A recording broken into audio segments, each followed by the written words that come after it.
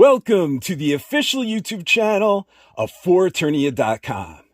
I'm your host AJ, and today we're doing an unboxing and a mini review of the Masterverse 2.0 Masters of the Universe 1987 live action movie, Beastman figure.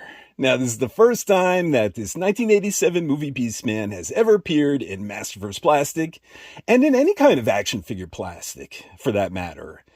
Yes, my friends, this Beastman makes history.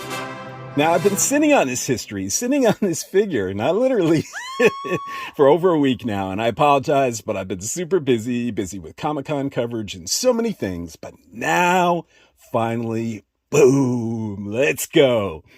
This Beastman I'm so excited to have because I adore that 1987 Masters of the Universe movie. But among all of the evil warriors in that movie, Beastman, to be honest, ranks at my bottom too. You know, he sits there with poor Karg. Sorry, Karg. On the bottom of my list, as all my love goes out to Sarad, Blade, and Evelyn. I'm sending all my love to you. Sorry, I'm drinking. I do like this Beastman design. I do. But I just wish that, final William Stout Beastman costume design took more advantage of the late great muscles of bodybuilder and actor Tony Carroll, who played him. Why cover those biceps up? Why cover them up? This is Masters of the Universe, don't you know? But I digress. Regardless, I am so thrilled to have this Beastman figure, to have this 1987 movie Beastman figure finally. And let's start out with taking a closer look at that packaging. All right, so here is the package for the Masterverse 1987 Motu movie Beastman, and it looks great. I first need to give a shout out to the artist behind these awesome illustrations, artist Eamon O'Donoghue. Now, he was doing Masterverse artwork in the beginning, starting with Wave 1. He was doing a lot of it. Then he mostly left Masterverse art duties so he can pursue other goals in the action figure industry. But he stayed on to do the art anytime a 1987 movie-inspired Masterverse figure came out, because Eamon loves this movie too, just like I do, just like so many of you do. So that's really cool, and I really like when the artwork stays consistent in a subline. All right, so now let's get to these teases. So I was so excited when Mattel first previewed this art because we got to see both movie Blade and movie Man-at-Arms on the packaging, which is basically letting fans know that these figures are headed our way. And wouldn't you know it, bam! Masterverse movie 1987 Blade was announced at San Diego Comic-Con. Oh yeah, it looks so good, and I can't wait to get that figure. All right, and then we got the 3D rendering of the figure on the back of the box. And then we have Beastman's bio, where it says, "Hi, I love Evelyn." Savage henchman. Known as a savage mercenary and Skeletor's finest warrior, the snarling Beastman travels to Earth in search of the cosmic key. All right, so that's enough looking at this packaging. Let's take the figure out of the box and take a closer look. So here he is, the Masterverse 1987 classic movie Beastman, out of the box and in 360 degrees. And my first impression is, he's cool. Doesn't he look awesome? First, they did a great job sculpting him, from these leather straps to the padded armor. Is that a wash? That looks like a wash on there. And then the paint job with the gold, and it looks like, with the emerald stones, it looks like they cut out emerald stones and put it on his armor. They did a fantastic job here, soup to nuts. I see some new pieces here, I think, with the boots, then with the straps, but I do see some Masterverse figure reuse. I think those thighs that may belong to Grizzlor, not Beastman, but Grizzlor. I'm going to have to take a closer look at that. Okay, but first, let's get him off the dais and take a closer look at that head sculpt. Grizzly Adams, is that you? No, it's the 1987 movie Beastman.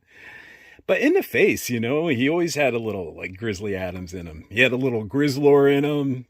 And I think even a little Klingon. But seriously, this is an absolutely fantastic looking head sculpt, you know, from that mane to the beard and the way the hair there is like tied off in the back. To those caterpillar eyebrows and those teeth. He looks great. He looks absolutely fantastic. So well sculpted, so well painted. Maybe I have one minor complaint. You know, I know the look that they're going for here. You know, you see how Beastman's like nose is all scrunched up. Yeah, he's growling, you know, but I think his eyebrows need to be a little bit more slanted, and the corners of his lips need to be raised a little more, because the way he looks now from some angles, Beastman kind of looks happy, you know, like he's smiling for a picture. He's like, yeah, look at me, shining my pearly whites. Who's a good looking Beastman? You are. Too sexy for my fur. Too sexy for my fur. So sexy it hurts. I'm a model and you know what I mean. And I do my little turn in Castle Grayskull. Yeah, on Castle Grayskull. On the drawbridge. Yeah, I do my little turn in Castle Grayskull. All right, back to the figure. So this is a great looking head sculpt though, regardless of that minor complaint, and good job, Mattel. So let's talk about screen accuracy. Mattel did a fantastic job bringing the movie Beastman to life in figure form here. You know, starting with this armor set. This armor is fantastic. You know, the way the breastplate was gold and had these like green cut emerald stones on it, and the way the fur actually protruded between the armor plates, just like it happened on screen. It was great. And same thing with the armor on the side here. And then this look like leather padded armor. Look how great it looks. They did such a fantastic job. The spikes on the shoulders. All of this is just a fantastic representation, you know. I do think maybe this like green loincloth maybe should have been a little bit longer. That's a minor complaint. But he looks so great. And I'm just so happy Beastman doesn't have gold balls anymore. I didn't want to say this on social media because it's like, hey, why does Beastman have gold balls? It just comes off wrong. But for some reason, you know, the prototype figure, they painted all of this like dangly things. I don't know what it is, but they painted it gold. And it wasn't gold in the movie, you know, it had this like brownish color. And thankfully, they corrected it in the final figure. So I'm not looking at a pair of gold balls on Beastman. But otherwise, Mattel did a fantastic job bringing this movie Beastman to life, you know, in figure form. All right, so now let's talk articulation. And when I was messing with this figure, I noticed some of the armor set was removable. And I bet if we remove some of this armor, it would enhance articulation. But come on, this is a movie-inspired Beastman. You're going to want this on your collector's shelf, looking the way it did in the movie. So you're going to keep this armor set on. So any articulation, you know, we play with here, we're going to do with the armor on. Now, what's first really cool about this figure is the shoulder pads. It's flexible here. That allows extra articulation. And same thing with the thigh armor. Look at that, how it flexes. So it's going to enable you to, it's not going to restrict posing in any way, which is really, really cool. But to counteract that, what's surprising is they dropped the double jointed elbows in Beastman, you know, and this seems to be more and more of a trend in Masterverse to drop the double jointed elbows. And I don't know why. I realize some people like this cleaner look, but I prefer the extra articulation, you know. Say you want to run his fingers through his hair. You know, Beastman is going to struggle to do that. But if you bring up the double jointed Grizzlor, he's not going to have any issue whatsoever.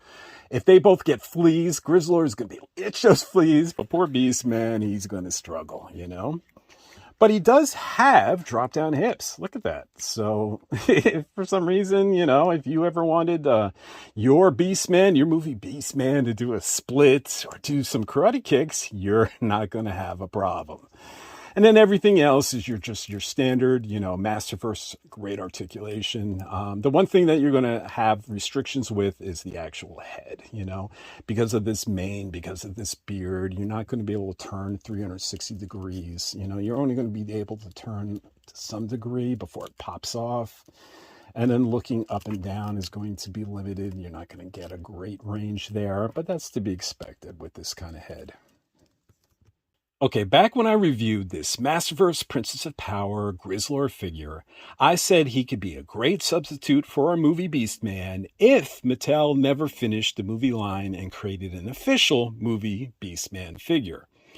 And I still wanted to actually, now that they have made an official movie Beastman figure, I still wanted to see what Grizzlor would look with the entire armor set on. But unfortunately, movie Beastman's armor is not entirely removable. Just the chest armor is removable. Everything on the legs here, the padded armor, even though it's soft plastic and stuff, everything, it's actually not removable. There's no clips here. You would think it was removable, but you can't. So I'm not going to actually waste my time trying to just move part of the armor onto Grizzlor.